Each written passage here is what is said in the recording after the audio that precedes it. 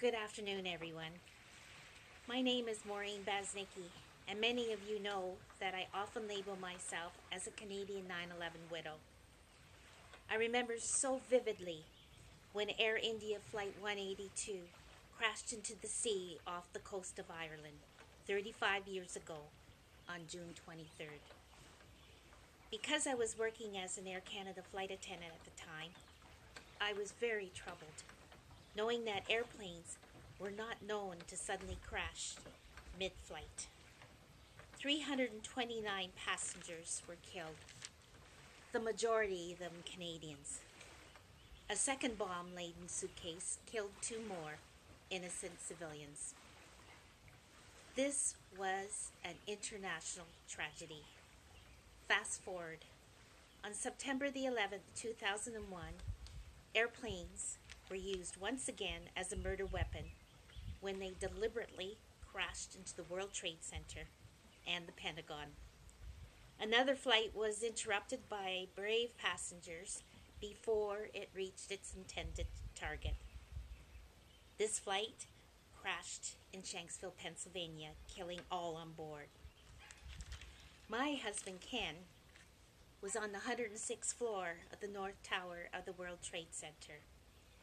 Meanwhile, I was on a layover, doing my job as an Air Canada flight attendant. Once again, airplanes were used to murder innocent citizens from over 90 countries, including 24 Canadians. June 23rd is the National Day of Remembrance for Victims of Terrorism, and also the anniversary of the bombing of the Air India Flight 182. First, I want to virtually embrace all my Air India family members.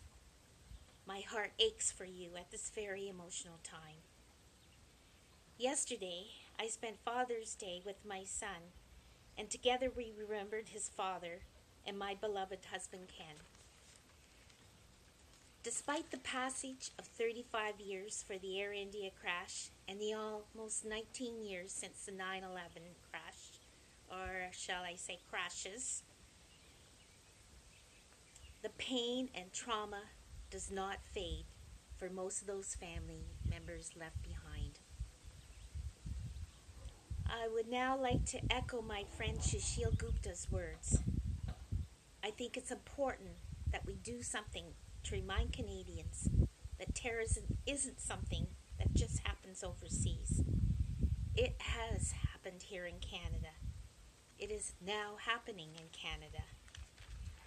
There are terrorists in our country, and we must remain vigilant. Yes, Canada, sadly we have Canadians who are terrorists, and we have Canadian victims of terrorism. Today, my thoughts and prayers are sent to the Air India families. Today, I plead to political powers that this is not enough coming from you. We don't want to hear thoughts and prayers coming from our political powers. We need action, not promises. Canada has a role to play in the international community against the scourge of terrorism. I join the Air India families in mourning the lives of our loved ones taken so suddenly from all of us. Let us hope and pray that we will not be joined by others.